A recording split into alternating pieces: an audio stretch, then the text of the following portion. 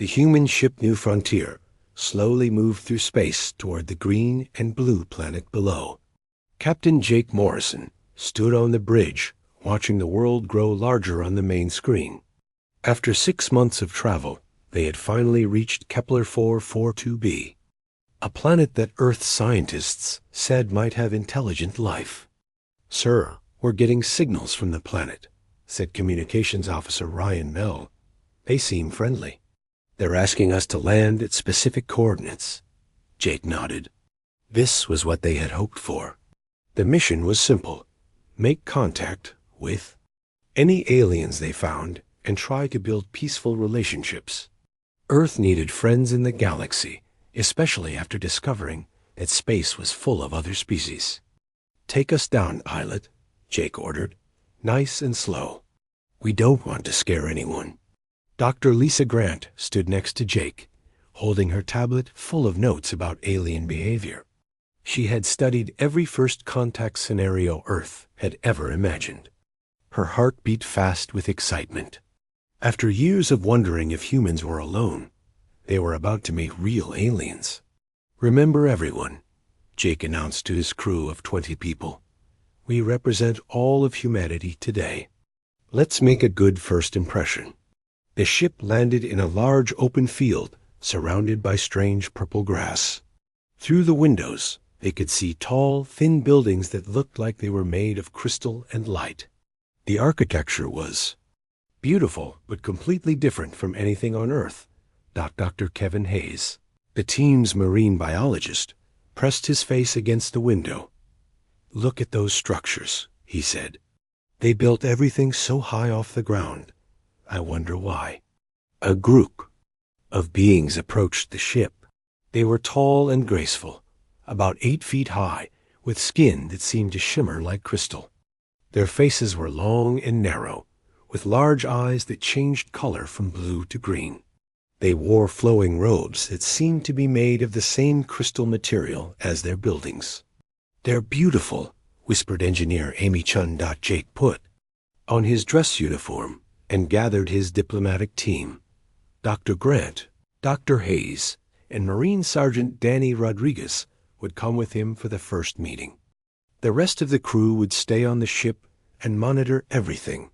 The airlock opened, and Jake stepped onto alien soil for the first time. The air smelled sweet, like flowers, but with something else he couldn't identify. The gravity felt little lighter than Earth's. The tallest alien stepped forward and spoke in perfect English, which surprised everyone. "Welcome, beings from Earth. I am Ambassador Vel Tar of the Zephyrian people. We have been monitoring your radio signals and learned your language. We are honored by your visit." Jake smiled and extended his hand. "I'm Captain Jake Morrison. We're honored to meet you too." Vel Tar looked at Jake's hand for a moment, then carefully touched it with his own long, thin fingers. His skin felt warm and slightly rough, like fine sandpaper. "Please," Vel Tar said, "come with us. Our council wishes to welcome you properly." The humans followed the Zephyrians through their city. Everything was built high above the ground on tall pillars and connected by bridges. Jake noticed that there were no buildings at ground level at all. Even their vehicles floated several feet off the ground. "Your city is amazing," Dr. Grant said. "Why do you build everything so high up?" Vel Tar's eyes shifted to a darker shade of blue. "Safety," he said simply. "It is much safer above the ground." They were taken to a large building that seemed to be made entirely of transparent crystal. Inside, a group of Zephyrians sat in a circle. These seemed to be the leaders, wearing more elaborate robes with patterns that glowed softly. "Humans of Earth," said the leader, who introduced herself as Council Prime Zarling. "We welcome you to our world. We have prepared a celebration in your honor." For the next several hours, the humans experienced Zephyrian culture. They ate strange but delicious foods that tasted like nothing from Earth. They listened to music that sounded like wind chimes mixed with whale songs. As Zephyrians showed them art that changed colors and shapes As you watched it, Dr. Hayes was particularly interested in learning about the planet's wildlife. What kinds of animals live here? He asked during the feast. The Zephyrians exchanged worried glances. Veltar spoke carefully. Perhaps tomorrow we can show you our wildlife preserve. But first, you must understand something important about our world. Council Prime Zaralyn stood up. Her crystal skin seemed to dim. For millions of years, our people have faced a terrible threat. Creatures that hunt us, that have shaped every aspect of our civilization. We call them the apex stalkers. She gestured, and a holographic image appeared in the air above them. The humans leaned forward to get a better look. The creature in the image was massive, about 12 feet tall and covered in dark armored scales. It had 6 legs ending in claws as long as swords. Its head was huge with a mouth full of teeth like daggers. Its eyes glowed red in the hologram. These beasts, Zaralyn continued, are the ultimate predators. One apex stalker can destroy an entire settlement in a single night. They are faster than our fastest vehicles, stronger than our strongest materials, and more intelligent than most of our people. They hunt in ways we cannot predict or understand. The other Zephyrians around the table lowered their heads in what seemed like fear or respect. Our entire civilization exists because we learned to hide from them, Veltar added. We built our cities in the sky because they cannot fly. We developed our technology to detect them from far away. Everything we are, everything we have accomplished, comes from our need to survive these creatures. Dr. Hayes studied the hologram with interest. How big did you say they were? 12 feet tall, sometimes larger, Zaralyn replied. And they weigh as much as your Earth elephants, but they move like cats. Silent, deadly cats. Sergeant Rodriguez leaned over to Dr. Hayes. Looks like a big lizard to me, he whispered. Dr. Hayes nodded, making notes on his tablet. Interesting bone structure. Probably cold-blooded, given the scale pattern. I guess they're ambush predators based on the muscle distribution. The Zephyrians continued explaining how the apex stalkers had influenced their culture. They had legends about heroes who had seen the creatures and lived to tell about it. They had entire religious ceremonies dedicated to asking the universe for protection from them. Children learned about the creatures before they learned to read. In our preserve, Veltar said, we keep several apex stalkers for study. It is the most heavily guarded facility on our planet. Layer after layer of force fields, weapon systems, and barriers keep them contained. Even so, one escaped 50 years ago and killed 3,000 of our people before we could trap it again. Captain Morrison listened politely, but he noticed. His crew seemed more curious than frightened. Dr. Grant was taking detailed notes about Zephyrian culture and how fear had shaped their society. Dr. Hayes was asking technical questions about the creature's biology. Even Sergeant Rodriguez looked more interested than scared. Tomorrow, Zaralyn announced, if you wish, we will take you to see the preserve. You will understand then why we have such respect for these creatures. But you must promise to stay far away and follow all safety protocols. Of course, Jake agreed. We appreciate you sharing your world with us. As the evening ended, the humans were given quarters in the Crystal City. Their rooms were beautiful, but Jake noticed they were at least 50 feet off the ground, with no easy way to reach the surface. That night, as Jake looked out his window at the alien landscape below, he wondered why the Zephyrians seemed so afraid of what sounded like large predatory animals. Earth had plenty of dangerous creatures, and humans had learned to deal with them. He fell asleep thinking about lions, bears, and sharks, and how humanity had gone from being prey to being the dominant species on Earth. He had no idea that tomorrow would change everything between humans and the rest of the galaxy. The next morning started peacefully. Captain Jake Morrison and his team ate breakfast with the Zephyrians in their crystal dining hall. The alien food still tasted strange, but good. Dr. Lisa Grant was excited about visiting the wildlife preserve, while Dr. Kevin Hayes kept asking questions about the planet's ecosystem. The preserve is a 20-minute flight from here, Ambassador Veltar explained as they finished eating. Our most advanced security systems protect it. You will see why we fear the apex stalkers so much. Sergeant Danny Rodriguez checked his sidearm out of habit. The Zephyrians had asked all humans to carry no weapons, saying their security was more than enough. Danny felt uncomfortable without his usual gear, but he respected their rules.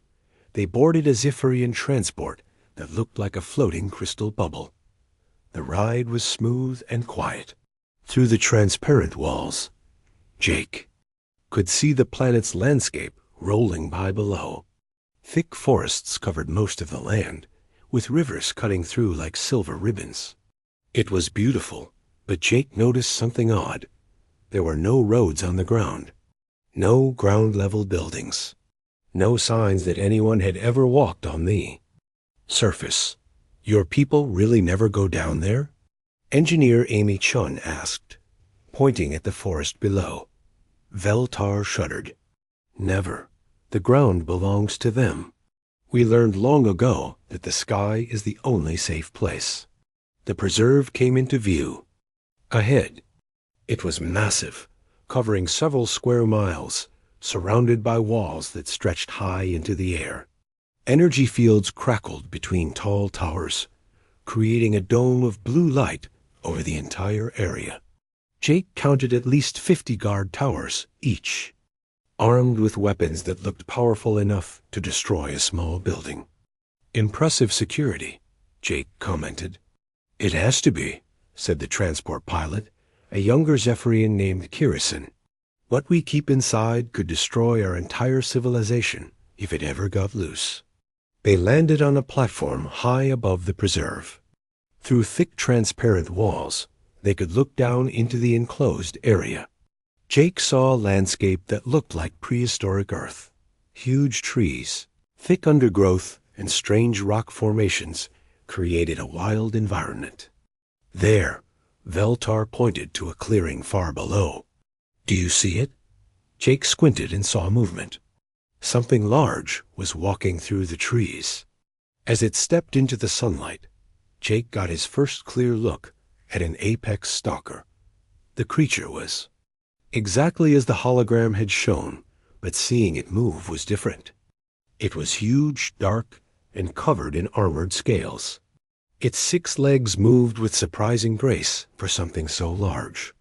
But what struck Jake most was how it moved with purpose, like it was thinking and planning.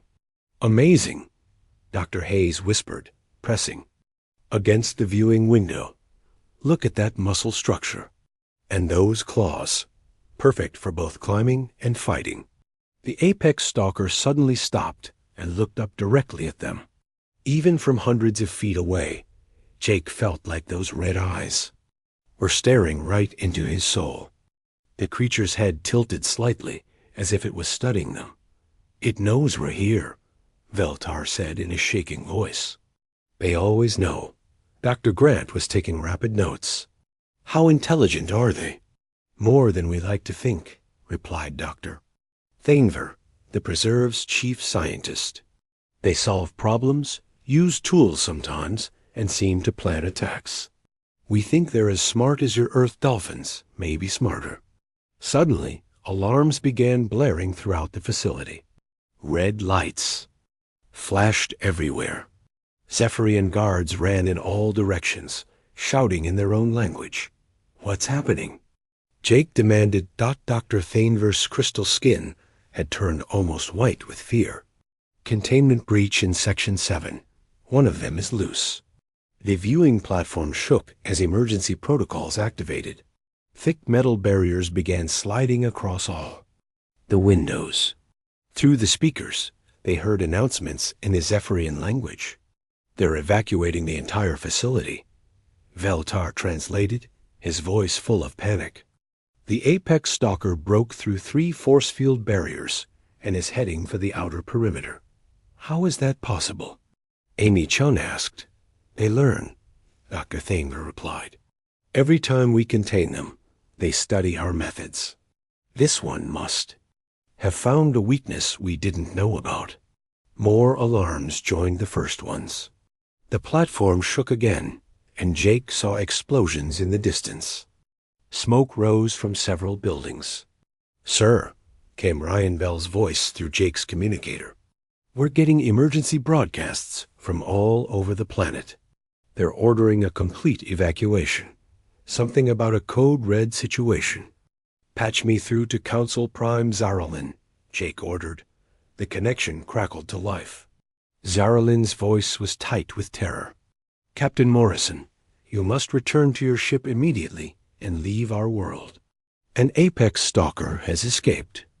Our military is mobilizing, but we estimate it will take days to recapture it. Thousands of our people are already fleeing to orbital stations. What about the people who can't evacuate? Jake asked. We will do what we can, but the creature is heading toward your landing site. You have perhaps 2 hours before it reaches you. Please leave now while you still can. The communication ended. The Zephyrians on the platform were already running toward escape vehicles. Veltar grabbed Jake's arm. You must come with us to the orbital stations, he urged. Your ship won't protect you. Nothing can stop an apex stalker when it's hunting.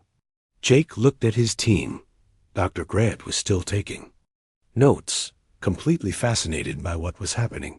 Dr. Hayes was studying the readings on his tablet. Sergeant Rodriguez was calculating distances and travel times. Amy Chun was examining the security systems. Sir, Rodriguez said quietly, if this thing is heading for our ship, maybe we should go deal with it. Deal with it? Veltar stared at the sergeant like he had gone insane. You cannot deal with an apex stalker. You can only run and hope it doesn't follow you. Dr. Hayes looked up from his tablet. Actually, looking at the biological data, it doesn't seem that different from large predators we had on Earth. Maybe bigger and smarter, but still just an animal.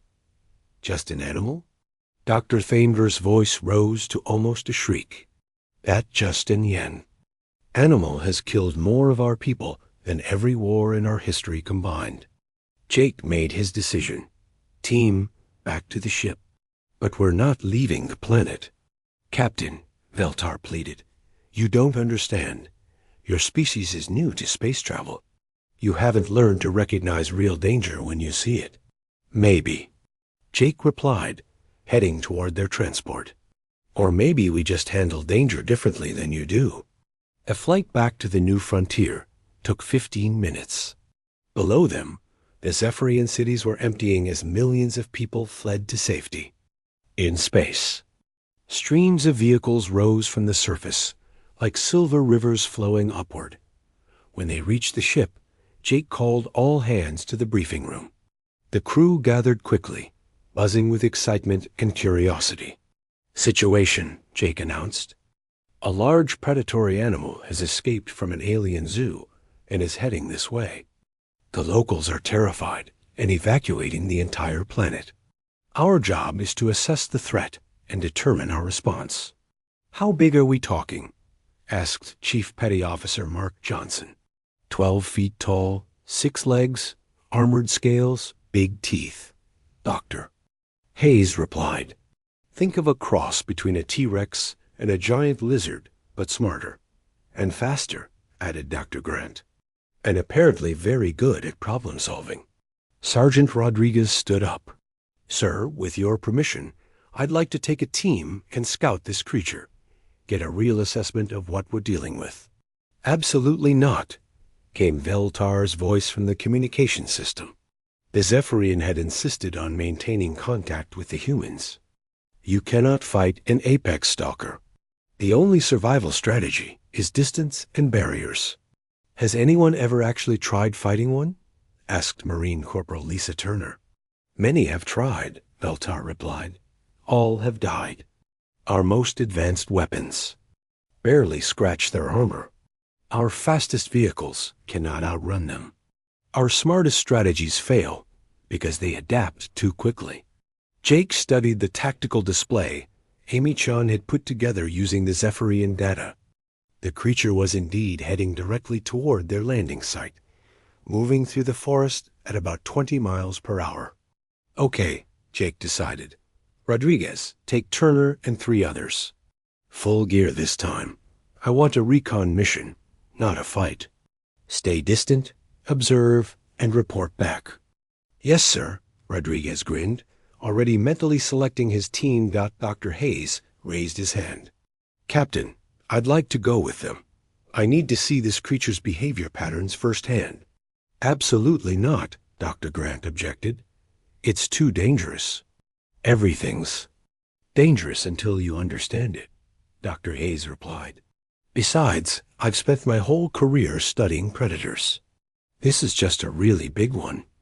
Jake nodded. Hayes goes. But Rodriguez, your priority is keeping our scientist alive, understood?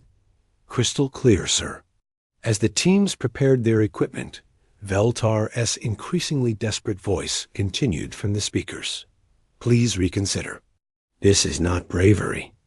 It's suicide. No one approaches an apex stalker and loves. Sergeant Rodriguez finished loading his rifle and looked up at the speaker. Ambassador, with all due respect, you might be surprised what humans can do when something threatens our friends. Friends? Veltar sounded confused. You welcomed us to your world, Rodriguez explained. You shared your food and culture with. U.S. That makes you our friends. And humans don't abandon friends when they're in trouble.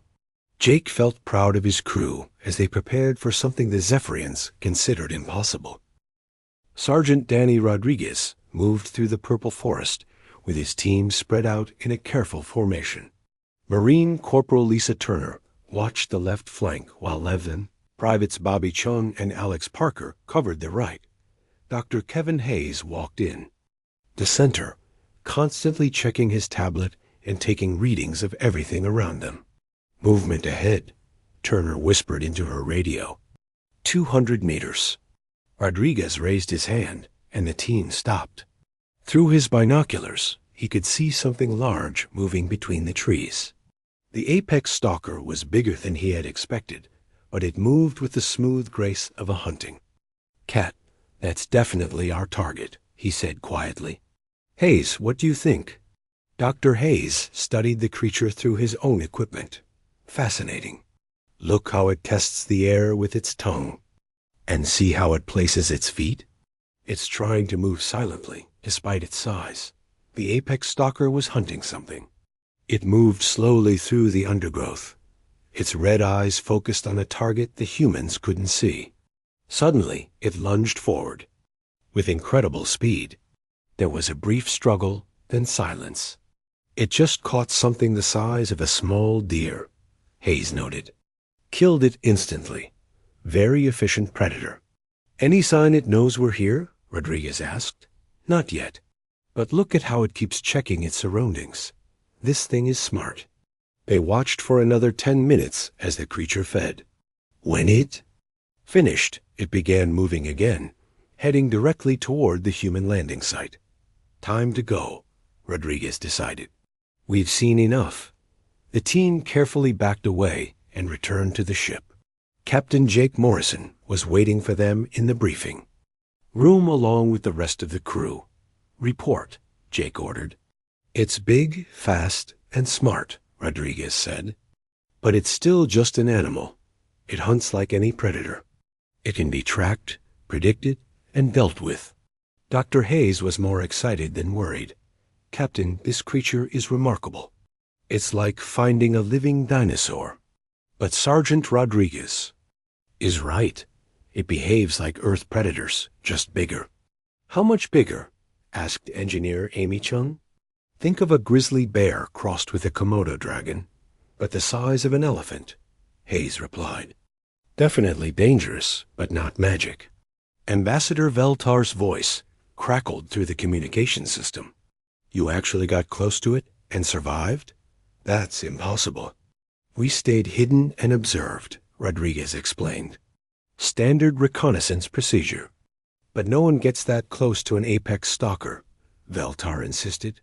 They sense all living creatures within a mile. Maybe it wasn't looking for us, suggested Turner. It seemed focused on hunting local animals. Dr. Hayes checked his readings. Again, actually, I think it might not recognize us as prey. Our scent, our movement patterns, even our body heat signature are completely different from anything on this planet. Jake studied the tactical display. How long until it reaches us? At its current speed, about 90 minutes, Amy Chun calculated. Options? Jake asked his crew. We could take off and observe from orbit, suggested pilot Steve Wilson. We could. Set up defensive positions around the ship, Rodriguez offered. Or we could go meet it halfway, added Dr. Hayes. In a controlled way. Meet it? Veltar's voice rose in panic. You cannot meet an apex stalker. It will kill you all. Jake looked around at his crew. Everyone seemed more curious than frightened.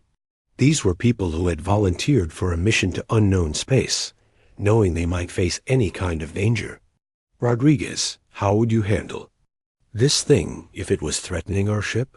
The sergeant thought for a moment. Standard large predator protocols, sir. Coordinated team, heavy weapons, good positioning. Keep it at distance. Hit it hard and fast. You're talking about hunting. Veltar said in horror. If necessary, Jake replied. We don't want to hurt it, but we won't let it hurt us either. But it's an apex stalker, Veltar pleaded. They cannot be killed. Ambassador, Dr. Hayes said gently. Everything can be killed. That's just biology. The next hour passed quickly as the humans prepared. Rodriguez and his Marines checked their weapons and planned defensive positions. Amy Chun set up sensors around the landing site. Dr. Hayes prepared tranquilizer equipment, hoping they might capture the creature alive. Contact, Ryan Bell announced. From the communication station. The creature is 1,000 meters out and approaching. Jake activated the ship's external cameras. On the main screen, they could see the apex stalker emerging from the forest. In daylight, it looked even more impressive than in the preserve. Its dark scales gleamed like armor. Its movements were fluid and purposeful. It's beautiful, Doctor, Grant whispered. It's studying our ship, Rodriguez observed. Look how it's circling, checking for weak points. The creature completed one full circle around the new frontier, staying about 500 meters away. Then it sat down and appeared to wait. What's it doing? Turner asked. Testing us, Dr. Hayes replied. It knows we're here, but it doesn't know what we are. It's being careful. Smart animal, Rodriguez admitted. The standoff continued for 20 minutes. The apex stalker would occasionally move closer, then back away when it sensed movement from the ship. It was clearly intelligent enough to recognize that the humans were something new and potentially dangerous. This is actually perfect, Doctor, Hayes said excitedly. We're getting to observe natural behavior. Look how it processes information. Suddenly, the creature stood up and began walking directly toward the ship. It moved with purpose now, having apparently decided the humans were not an immediate threat. Distance closing, Amy Chun reported. 400 meters and approaching. That's close enough, Rodriguez decided. He activated his radio. All teams, defensive positions. Do not fire unless it attacks the ship. The Marines moved to their prepared spots around the landing site. The apex stalker stopped again when it saw them, tilting its massive head to study. These strange new creatures. It's never seen anything like us, Dr. Hayes observed. We don't fit into its understanding of prey or predator. The creature took another step forward. Rodriguez raised his rifle, not aiming, but showing that he was armed. The apex stalker paused, clearly recognizing a weapon when it saw one. Intelligent, Jake murmured. Very intelligent. What happened next surprised everyone. The apex stalker lowered its head slightly and made a sound like a deep rumble. Then it sat down again, about 200 meters from the ship. "Is it communicating?" Dr. Grant asked. "Possibly," Hayes replied. "Or maybe it's just deciding we're not worth the trouble." "Sir," Rodriguez called through his radio, "I think it's going to stay out there and watch us. Like we're as interesting to it as it is to us." The standoff continued for another hour. The apex stalker occasionally stood up and walked around, but it always came back to the same spot. It seemed content to observe the humans from a safe distance. "This is unprecedented," Veltar's voice said through the speakers. "No one has ever had a peaceful encounter with an apex stalker. Maybe no one ever tried just talking to one," suggested Dr. Grant. "Talking to it?" Veltar sounded faint. Dr. Hayes had an idea. "Captain, what if I go out there, slowly, peacefully? See what happens?" "Absolutely not," Jake replied immediately. "Sir, this could be the most important biological discovery in human history. First contact with a truly alien intelligence. Or you could become the first human eaten by an alien monster," Rodriguez pointed out. "Look at it," Hayes insisted. "It's curious about us. It could have attacked by now, if it wanted to. Instead, it's trying to figure us out." Jake studied the creature on the screen. It did seem more curious than aggressive, but it was still a 12-foot-tall predator with claws like swords. "No direct contact," Jake decided, "but we can try indirect communication." Amy Chun had an idea. "What if we leave some food out there? See how it reacts?" "Food?" asked Turner. "Some of our rations.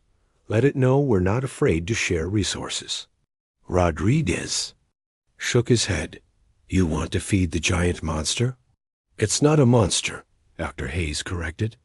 "It's an intelligent creature trying to understand us." Jake made the decision. "Chun, prepare a food offering.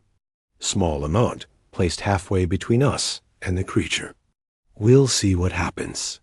Amy Chun selected some protein bars from their supplies and used a small drone to place them on the ground, between the ship and the apex stalker.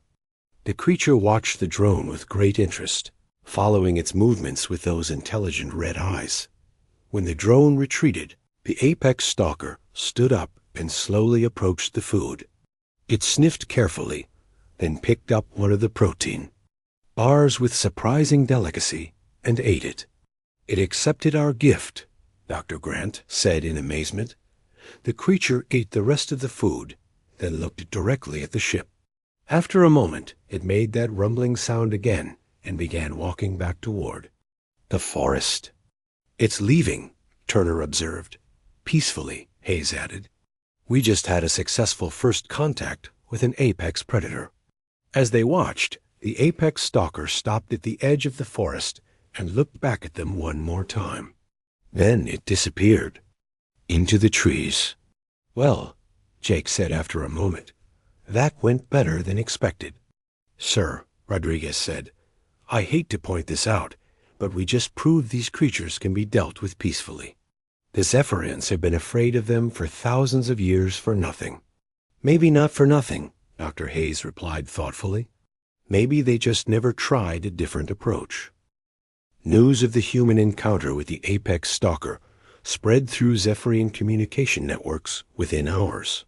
Ambassador Veltar transmitted his recordings of the event to the council, his voice still shaking as he described what he had witnessed. They approached it willingly, Veltar reported to Council Prime Zaralin. They studied it like it was just another animal. And then they fed it. Fed it? Zaralin's crystal skin flickered between colors. "That's impossible. No one feeds an apex stalker and lives." "I watched it happen," Veltar insisted. "The creature accepted their food and left peacefully. It made no attempt to attack them." The emergency session of the Zephyrian Council took place in their highest orbital station, as far from the planet's surface as possible.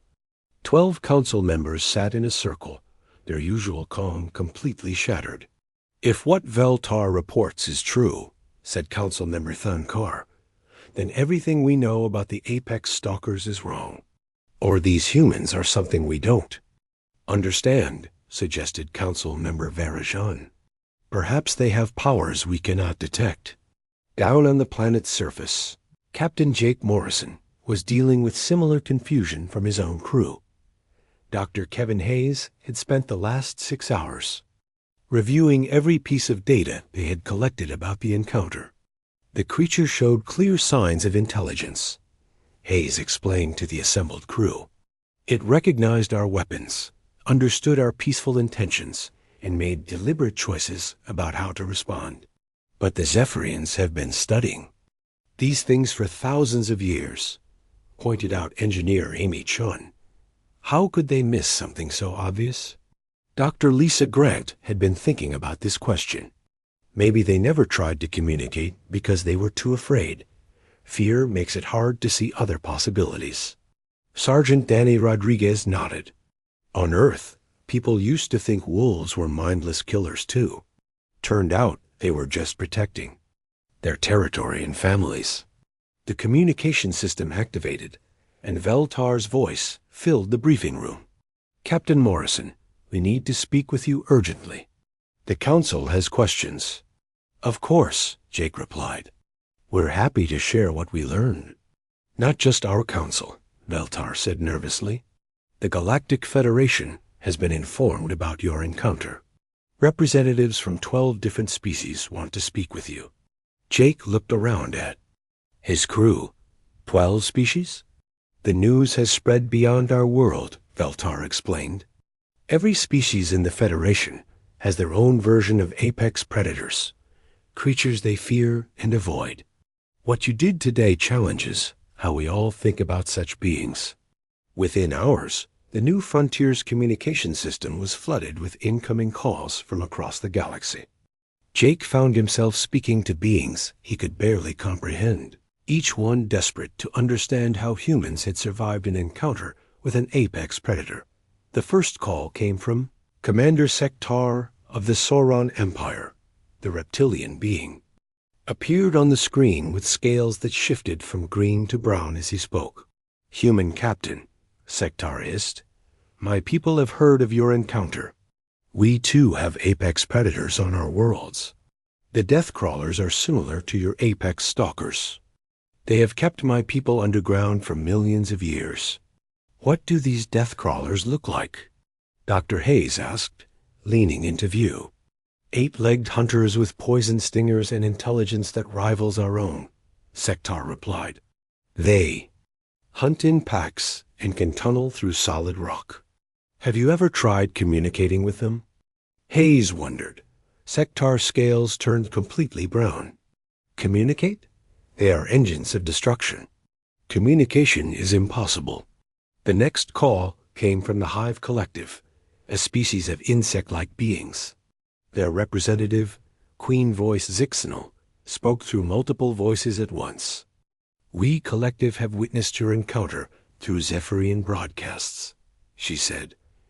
Our worlds contain the Void Swarms, creatures of shadow that devour everything they touch. They forced us Collective to live only in sealed metal cities. Creatures of shadow? Jake asked, intrigued. Energy beings that consume matter, Zixinal explained. They appear from nowhere and disappear just as quickly. No weapon affects them. No barrier stops them. Dr. Hayes was taking notes rapidly. Have you studied their behavior patterns? Study requires proximity, Zixinal replied. Proximity means death. More calls came throughout the day. The Luminari, beings made of pure energy, spoke of crystal, devourers that fed on their life force. The aquatic minds from the water worlds described depth hunters that ruled the deep oceans. Each species had their own version of unstoppable predators. Every conversation followed the same pattern. The aliens described terrifying creatures that had shaped their entire civilizations around avoidance and fear. When the humans asked about communication or peaceful contact, the aliens reacted with shock and disbelief. You must understand, explained Elder Voidran of the Crystalline Collective. These creatures are not like the animals on your world. They are forces of nature, like your volcanoes or earthquakes. But they're alive, Dr. Hayes pointed out. Living things can learn, adapt, and choose their behavior. Not these beings, Voidran insisted. They exist only to hunt and kill. Captain Morrison began to see a pattern. Every alien species seemed to have encountered powerful predators early in their evolution and developed the same response: hide, build barriers, and never fight back. What if, Jake suggested during one call, these creatures aren't naturally aggressive? What if they only attack because they see you as threats? The silence that followed this question lasted for several minutes. Finally, Ambassador Cleef of the Flowering World spoke.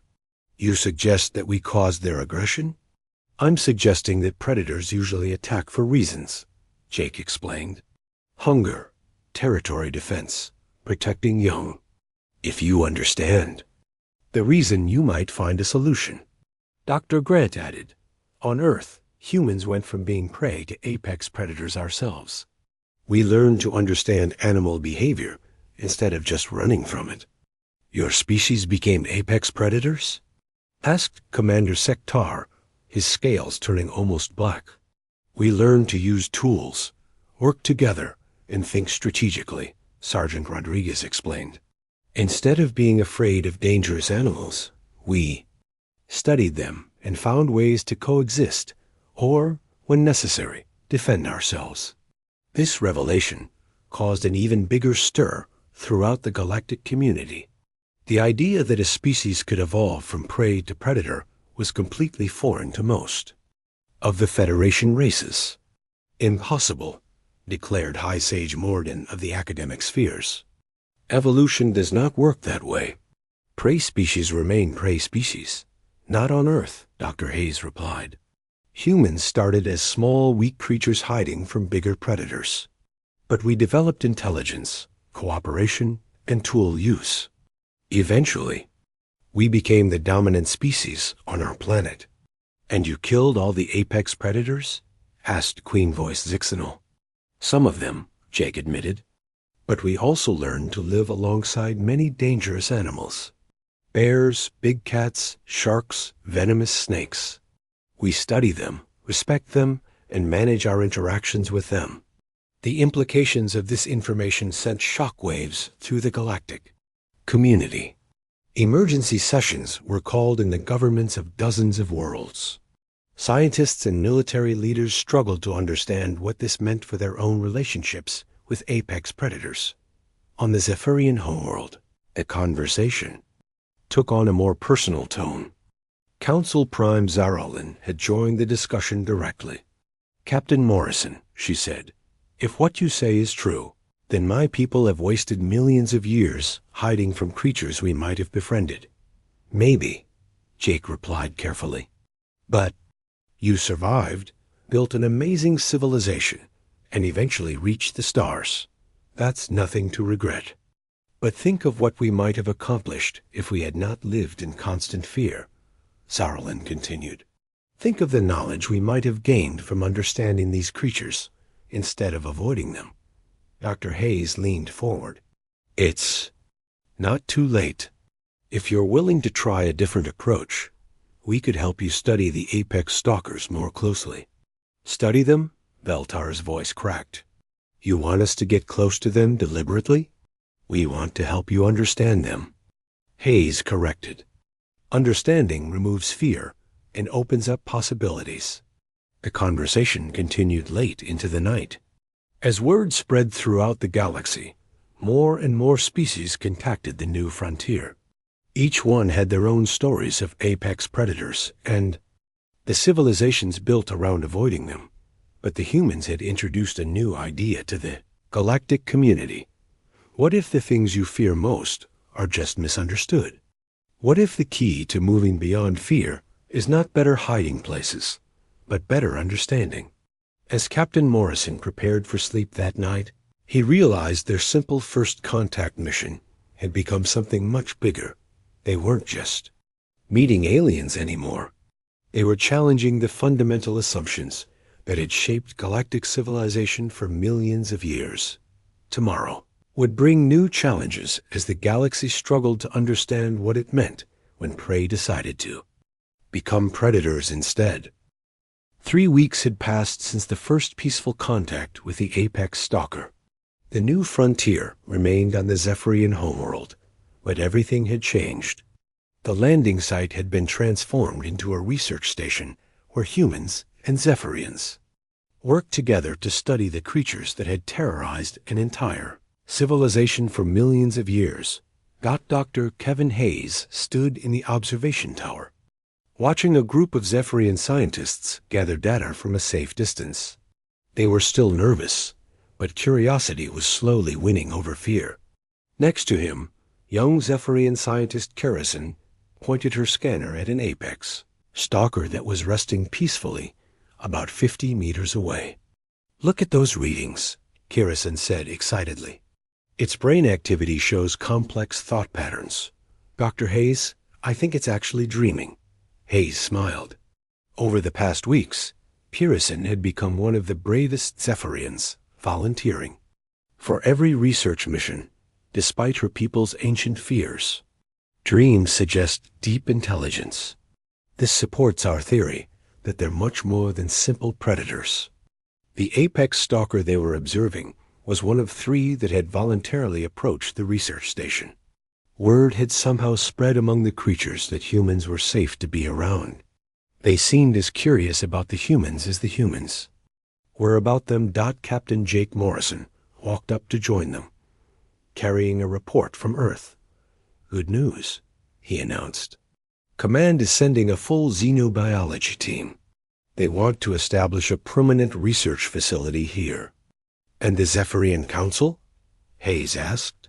"They approved the proposal yesterday," Jake replied. "Council Prime Zarelin says this is the most important scientific project in their history."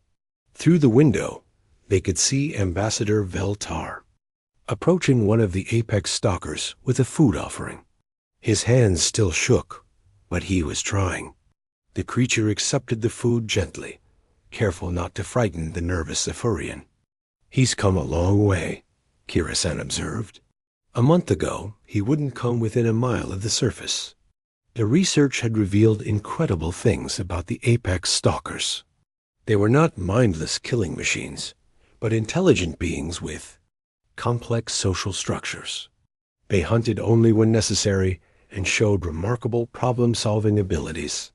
Most importantly, they seemed capable of forming peaceful relationships with other species when approached without hostility. Dr. Hayes called Sergeant Danny Rodriguez from the communication station. "We're getting another call from the Galactic Federation.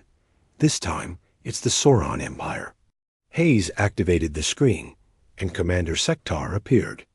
The reptilian being's scales were a nervous mixture of colors.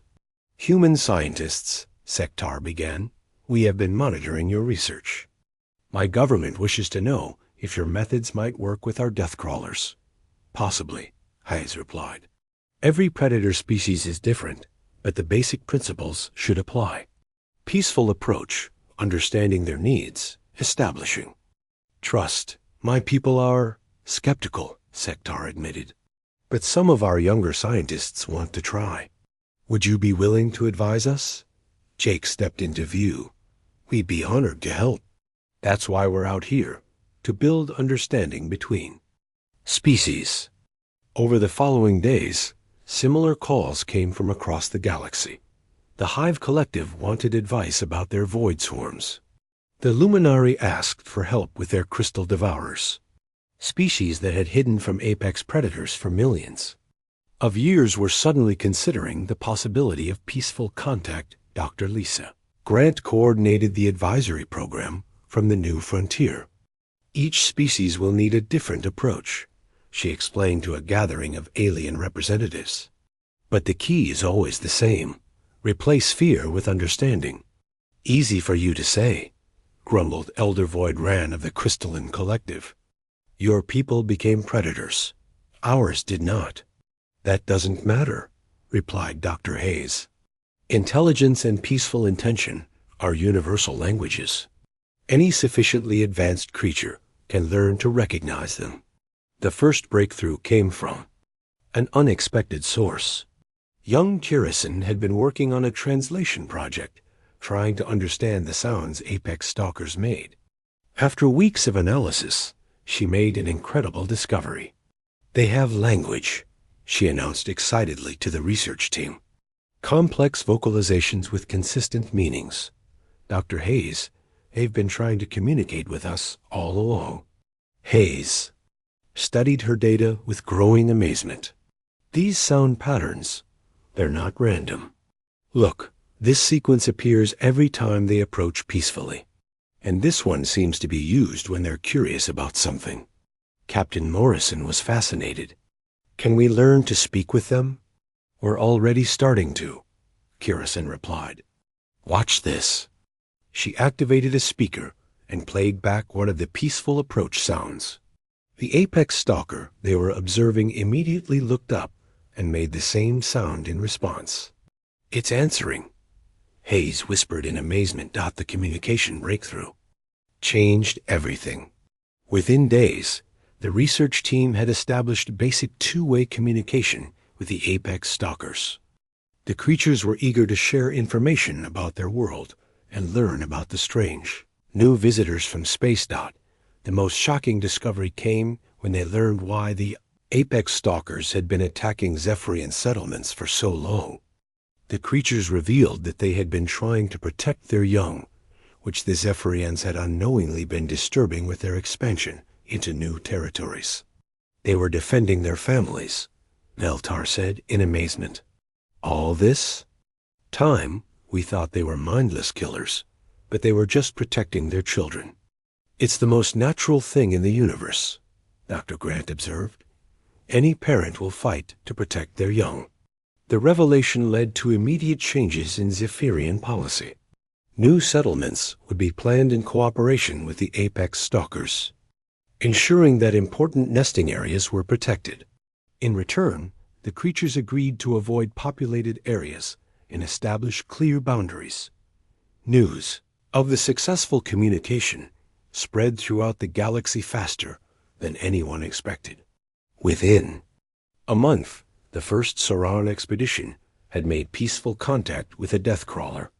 The creature, when approached without weapons and with offerings of food, proved to be as intelligent and curious as the apex stalkers. Commander Sektar's second report was filled with excitement. "The deathcrawler showed us tunnel systems we never knew existed. It guided our scientists to mineral deposits that will revolutionize our technology. We have been living above a treasure trove for millions of years, too afraid to explore." Similar successes followed across the galaxy. Hive Collective discovered that their void swarms were actually trying to communicate through energy pulses. The Luminari learned that crystal devourers only consumed crystals that were damaged or diseased, making them beneficial to crystal-based life forms. Species after species found that their ancient enemies were often potential allies. Misunderstood. Due to fear and lack of communication, the transformation wasn't without challenges. Some encounters still went badly when fear overcame curiosity. But the overall success rate was remarkable, leading to what historians would later call the Great Reconciliation. 6 months after the first contact on the Zephyrian homeworld, Captain Morrison stood in the newly constructed Interspecies Predator Research Center. Representatives from 20 different species worked together, sharing knowledge about creatures that had once been considered unstoppable threats. Dr. Hayes was leading a joint expedition to study the legendary shadow beasts of the Outer Rim. Kirison had become the galaxy's first certified apex stalker translator. Even Ambassador Veltar had overcome his fears enough to work directly with the creatures he had once considered demons. "Any regrets about how this mission turned out?" Dr. Grant asked Jake as they watched the bustling research center. Jake smiled, watching a young Zephyrian child carefully offering food to a curious apex stalker while her parents watched proudly. "None at all. We came here to make friends, and we ended up making friends for the entire galaxy. Think this will change everything? Grant wondered. It already has, Jake replied. Fear kept these species apart for millions of years. Understanding brought them together in months. That's not just scientific progress, that's evolution. The communication system activated, and a new voice joined their conversation. It was deep and rumbling, speaking in careful but clear words. Human Captain Morrison, the voice said, this is Apex Stalker Clan leader Strength of Mountain. My people wish to thank yours for showing the galaxy that fear and friendship cannot live in the same heart. Jake activated his microphone. Strength of Mountain, it's an honor to speak with you. Your people have taught us that intelligence comes in many forms. Your people have taught us that courage is not the absence of fear, but the choice to seek understanding despite fear, the Apex Stalker replied. This lesson will echo through many generations. As the conversation continued, Jake looked out at the stars and wondered what other misunderstandings might be waiting out there. Humanity had found its place in the galaxy, not as the strongest or the smartest species, but as the ones willing to replace fear with curiosity. The universe had suddenly become a much more interesting place to explore.